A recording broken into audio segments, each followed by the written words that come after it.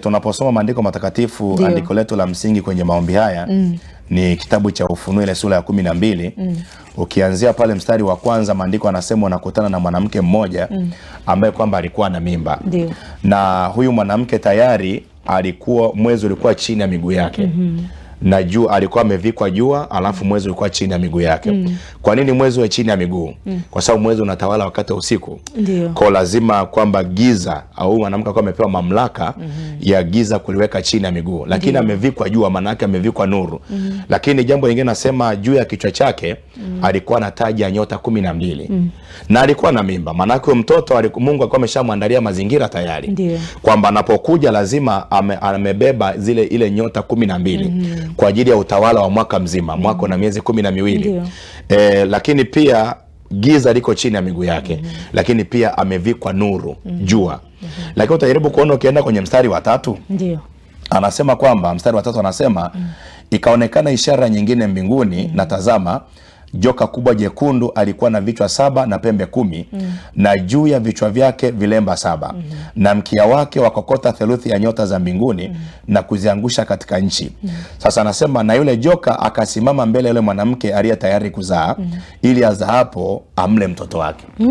Anasubiria tu siku ya kuzaa. Huyu joka, zingatia kwamba alikuwa na vichwa 7. Ndio. Vichwa 7 maana yake ni roho 7 za ukoo. Ndio.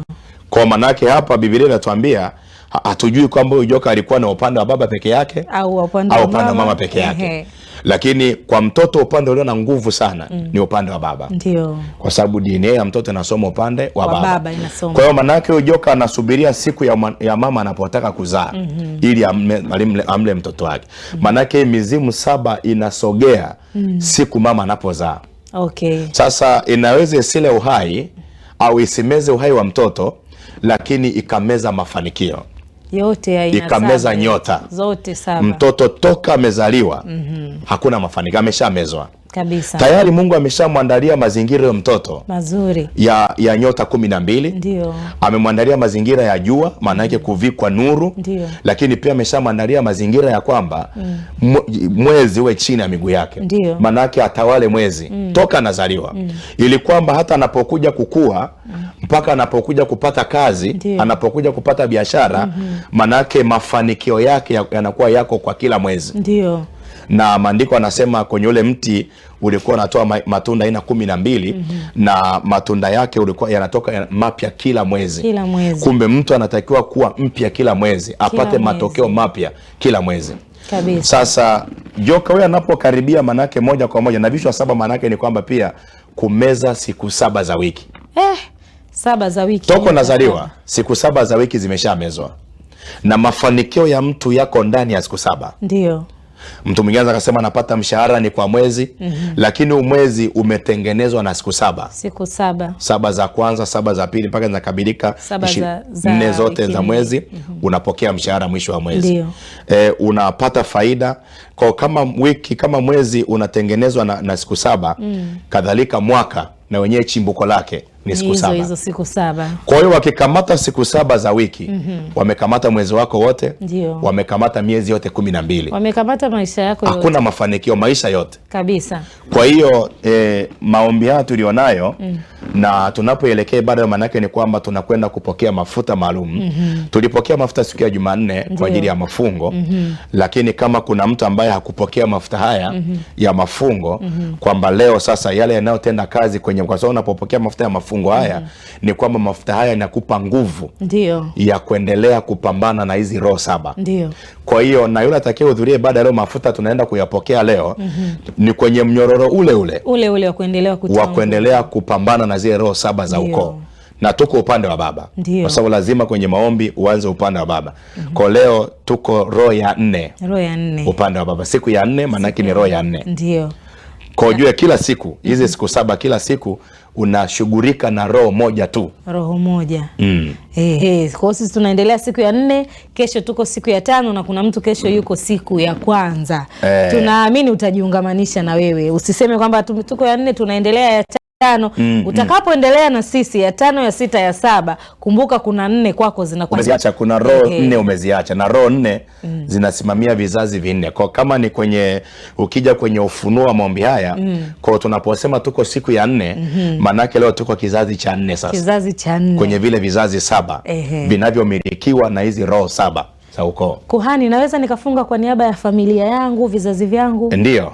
Peke yangu naweza nikasimama kama umjui Mungu ni wewe ukafua, sababu nakuta hizi roho zinatembea kwako pia na kuleta maafa hata katika familia kwako. Kwa maombi yako unaweza ukasaidia na ndugu zako pia, kwa sababu unapoomba haya maombi yanaenda kufanya kazi kushughulikia zile roho. Ndio. Kwa wewe pia unaweza, Mungu anaweza kuwa amekufanya kuwa mzaliwa wa kwanza kwenye ukoo wako. Kabisa. Kwa sababu kuna mzaliwa wa kwanza kwa cheo, kuna mzaliwa wa kwanza kwa nafasi.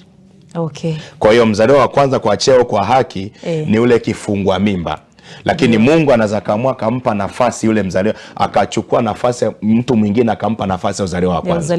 Kwa unapomjua Mungu ndani ya ukoo, wewe ndio umemjua Mungu wa kweli.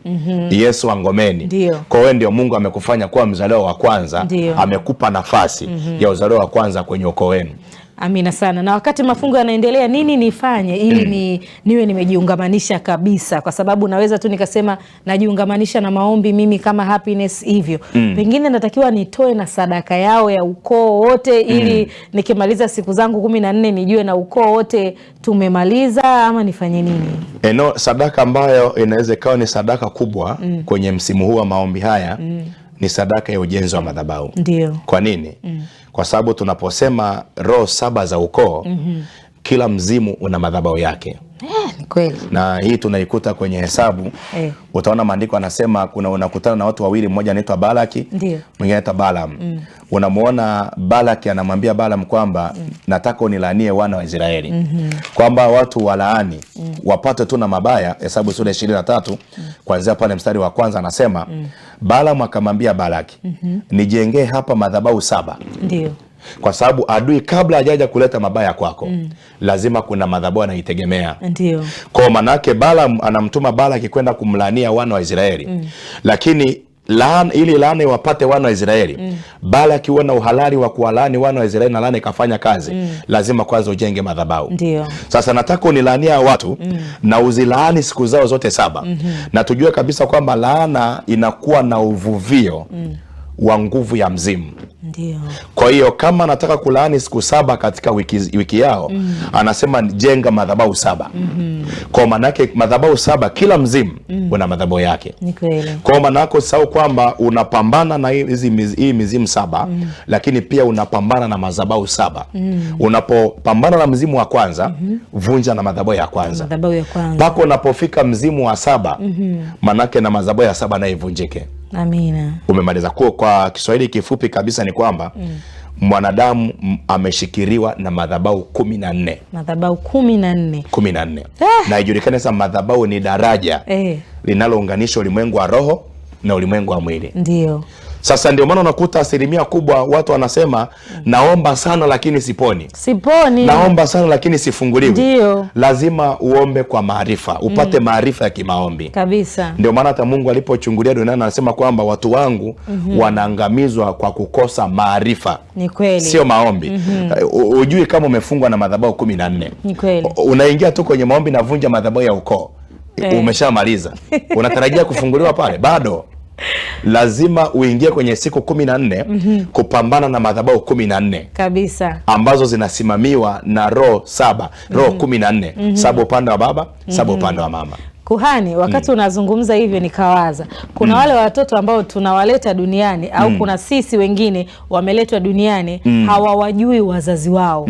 Kuna yatima, kuna wengine wamelelewa na bibi wakati mama amezaa mtoto, mama akafariki na baba hakuwahi kutambulika. Tunaishi na watoto wengi au wazazi wengi wa namna hiyo. Mtu anakuambia mimi ni Mchaga lakini ana jina la Kisukuma. Anakuambia tu mimi niliambiwaga kwetu ni Uchagani hivyo. Katika maombi haya tunavyosema tunavunja madhabahu 7. Yeye amekaa upande wa mama peke yake au upande wa baba peke yake au amelelewa na watu baki. Kwa hiyo tukisema zile roho za kujirudia rudia au mizimu mizimu, madhabahu. Haelewi nivunje ulevi, nivunje zinaa, nivunje umaskini, sielewi, au nijiangalie mimi nina changamoto gani ndio hizo nizivunje, kwa sababu kwa baba naweza nikawa sipajui, kwa mama naweza nikawa sipajui. Je, ninastahili kujiangalia mimi, je mimi ni mlevi, itakuwepo upande wa baba, kwa hiyo niivunje hiyo, au tunasaidiaje watu wa design? Angalia lile tatizo ambalo limekuwa ni sugu, limekuwa ni la kudumu kwenye maisha yako. Ndio. Kwamba ni tatizo gani ambalo kwa sababu chanzo cha matatizo sugu huwa ni mizimu. Kwa hiyo kulo liko kuliwezekana hilo tatizo, yani angalia ni kipindi gani ambacho unakipitia kimekuwa ni kigumu kwako kuachiliwa kwenye hicho kipindi, au kimekuwa ni kigumu kwako kufunguka pale. Kwa hiyo lazima ujue kabisa kwamba hili ndio tatizo. Ukiliangalia upande wa mama alipo, basi ujue upande wa baba alipo. Ukiliangalia upande wa baba alipo, basi ujue upande wa mama alipo. Kwa hiyo wewe jiangalia ni tatizo gani ambalo unalipitia ambalo limekuwa ni endelevu kwenye maisha yako. Ndio. Na uzao wako. Kama ni wewe mwenyewe, tatizo gani ambalo limekuwa ni endelevu na linakusumbua katika maisha yako. Kwa hiyo nivunje huko, navunja 7 kwa baba. Kwa maana yake sasa na wewe tamka tu, sababu kila mtoto aliyezaliwa ana baba yake na mama yake. Ndio. Kwa hiyo hata kama hujui ukoo baba unaitwaje, wewe tamka tu, sema navunja upande wa baba, mizimu 7 upande wa baba yangu. Ndiyo. Hata kama hujui kwamba unaitwaje ule ukoo, tamka tu navunja mizimu hizi madhabahu 7, roho 7 za ukoo upande wa baba. Siku ya kwanza shughulika na moja, siku ya pili mpaka ya 7. Kimaliza hapo ingia upande wa mama. Ingia upande wa mama. Ndio hapo tunakuta kitu kinachoitwa imani. Kabisa. Kwamba lazima sasa uweze kuomba kwa imani. Tunao watu wengi ambao tunaamini mnaendelea kujifunza kutokana na mafundisho haya. Kuna mtu anaitwa Emmanuel kutoka Tarime, yeye anamshukuru Mungu, anasema Jumanne mke wake alifunguliwa baada ya mtumishi kusema gusa panapouma, akagusa tumbo na ghafla akapiga simu kwamba amefunguliwa kabisa.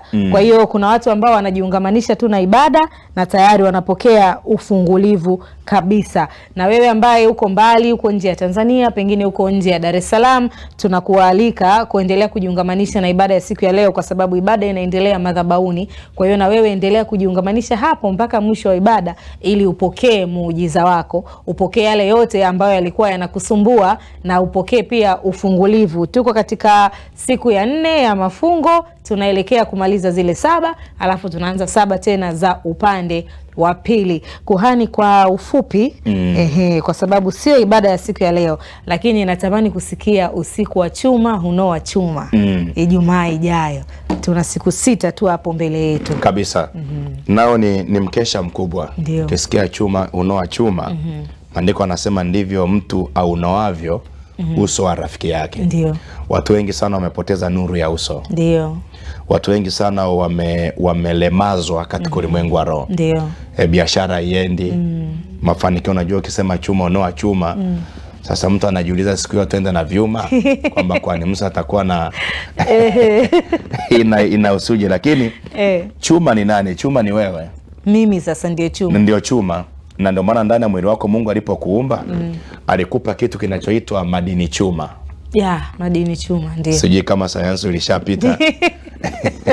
Nimepita kwenye sayansi. Na yana kazi yake ndani ya mwili. Nikukatishe hapo. Umenikumbusha kuna mama mmoja tunaye siku hizi anakuja kila ibada namuona. Huyo mama alikuwa na tatizo, hospitali walimwambia amepungukiwa madini chuma. Kwa hiyo masaa yote yupo kama yuko Iringa au yuko Mlima Kilimanjaro. Mwili mzima. Kwa hiyo kama yeye alipungukiwa tu kawaida, akawa na hali hile. Kweli. Sasa hiyo ni katika ulimwengu wa mwili. Lakini kiroho, kuna watu wengi sana wamelemazwa kiroho. Unakuta biashara yani hauna nguvu ya kiuchumi, kwa sababu kuna nguvu kama 3 mpaka 4 ambazo zinazo operate hapa duniani. Ndiyo. Ya kwanza ni nguvu ya Mungu. Ya pili ni nguvu ya elimu. Je, wewe kwenye upande wa elimu ni chuma? Watoto wako kielimu ni chuma? Ndio. Lakini ya 3 ni nguvu ya umaarufu. Kukubalika. Sasa watu wengi sana hizi nguvu ya Mungu hauna, nguvu ya elimu hakuna, mmepigwa hata kielimu. Nguvu ya kukubalika hakuna, maana nguvu ya kibali hakuna. Labda kukubali kama mwizi na mzembe labda. Sasa ndio hiyo sasa, manake hiyo sasa sio sifa nzuri. Nataka tu kwamba watu vyuma, manake ni kwamba watu ambao wakisimama mahali kama ni kwenye biashara, kweli biashara iende sawa sawa. Ndio tafsiri ya mkesha. Kwamba Mungu kukurudishia ule uwezo uliopoteza. Ndio maana tunasema chuma unoa chuma. Kwamba mkesha wa chuma unoa chuma. Manake kuna watu wamenyang'anywa uwezo wa kiroho, kuna watu wamenyang'anywa uwezo wa kiuchumi, kuna watu wamenyang'anywa uwezo wa kufanikiwa. Sasa Mungu anataka kupitia mkesha, manake ni kwamba tunakwenda kurudishiwa ule uwezo. Tuweze kujisimamia imara kama chuma. Yani kusimama imara kama chuma kwenye uchumi, kwenye afya, kwenye maendeleo. Eneo lolote ile, manake kwamba Mungu akuweke kuwa imara kabisa. Lakini pia itakuwa ni mkesha pia wa shukurani. Kumshukuru Mungu kwa safari ya miezi 6. Tunaenda kuimaliza.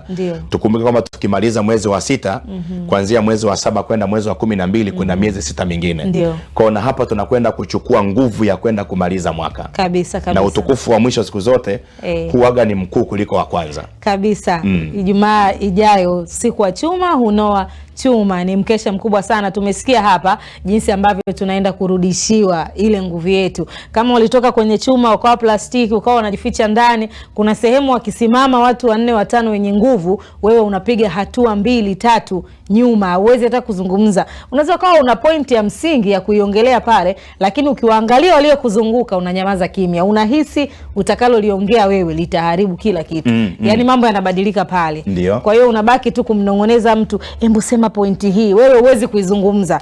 Kwa sababu kuna namna fulani umemilikiwa katika ulimwengu wa roho, umewekwa, umekuwa mateka, sio chuma. Kabisa.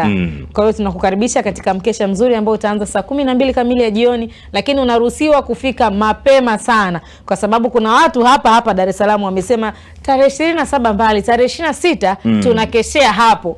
Yani ni mkesha tarehe 27, lakini tarehe 26 wanakesha kuupokea mkesha wenyewe. Kwa hiyo hata kwa wale ambao walioko mbali tunawaalika muweze kufika mapema, tuungane na nyinyi kwa pamoja. Tunarudi katika ibada ya siku ya leo kuhani, kwa kumalizia, ili tukapate kuendelea kuzungumza na watu ambao wamefika ibadani pale nje. Tumeelewa umuhimu wa kuhudhuria ibada ya leo na kujiungamanisha kwa wale walioko mbali. 7 upande wa baba, 7 upande wa mama. Na sadaka ambayo mtu anakuja nayo leo, ninaamini kila mtu anapanga sadaka zake. Lakini sadaka ya mafungo tunaweza kuitoa kila siku au tunaitoa siku ya mwisho? Sadaka ya mafungo ni vyema tukatoa mwishoni kabisa. Kisha kamilisha sasa, unamshukuru sana, unaambatanisha na ile sadaka. Sasa kama Mungu nakushukuru, nimesimama siku 14 zote umenipigania. Na kushukuru kwamba najua umefanya. Kabisa. Siku 14 zikiisha, kwamba ile sasa ndio imebeba hitimisho la mafungo. Katika ibada ya siku ya leo, pengine jingine la kuongezea. Ibada ya leo ni kwamba pamoja na kwamba tuna mafuta maalum kwa ajili ya kupambana na ile matatizo sugu yatokanayo na hizi roho 7 za ukoo au mizimu 7. Na si 7 peke yake, maana hapa napoongelea 7 naongelea upande mmoja, upande wa baba, lakini pia kuna upande wa mama, kukamilisha 14. Kwa mafuta ya leo ndio anakwenda kukupa njia ya kutoka kwenye haya matatizo na hizi roho 7. Utakumbuka maandiko anasema baada ya Daudi kumiminiwa mafuta, roho ambaye kamuacha iliyokuwa ya kutumikishwa, lakini roho wa Mungu akamjiria kwa nguvu. Na ile roho ambayo ilipotoka ilirudi kwa Sauli adui. Kwa maana yake ni kwamba hizi roho pia, mafuta ya leo ni kwa ajili ya kwenda kuhamisha hizi roho ili upate hata uhuru wa kimaombi. Kabisa. Kuna watu wanaomba lakini ni mateka. Kwa unapomiminiwa mafuta ya leo, manake hizi roho zitakuachilia ili uwe na ule uhuru wa kimaombi na zitarudi kule zilikotokea. Kwa yule mbeba mikoba ya kiukoo, leo naye ni zamu yake ya kufikia. Ni zamu yake ya kurudishiwa yale ambayo alikuwa anatutesa nayo, anatunyanyasa nayo. Una tatizo la kwako binafsi la kazi, unapata kazi, baada ya miezi kadhaa umefukuzwa kazini. Unapata ndoa, baada ya muda mfupi kama alivyosema kuhani, ndoa inasambaratika. Unaweza kuwa hujasababisha utengano, lakini basi tu mtu akakwambia, mimi hii ndoa naona sioni mbele, tuishie hapo, ikasawazika. Yani mambo yakaishia hapo. Tunakukaribisha sana katika ibada ya siku ya leo. Mapema sana jiungamanishe na ibada ya siku ya leo ili tukapate kupata mwanzo mpya. Sawa sawa. Yale yote ambayo tumekuwa tukiyatamani siku zote, tukabarikiwe nayo, tukapate kubadilisha nayo maisha, ikiwa huu ni mwezi wa habari njema, mwezi wa kupokea hata yale ambayo hatuyastahili, si ndio kuhani? Kabisa, kwa sababu ni mwezi wa neema. Tunaposema neema ni nafasi ya kustahirishwa. Ulikuwa ustahiri, lakini Mungu anakufanya ustahiri. Kabisa. Naona katika mwaka huu tumeenda, kila mwezi una jambo kubwa, lakini mwezi wa 6 tumepewa mengi zaidi. Tunapewa tusiostahilishwa, tunapokea habari njema, chuma hunoa chuma, tunazipiga 7 upande wa baba na 7 za upande wa mama. Amina sana. Tunakushukuru kwa muda wako kuhani. Asante sana. Amina. Tunarudi studio nambari 2 kwa ajili ya matangazo.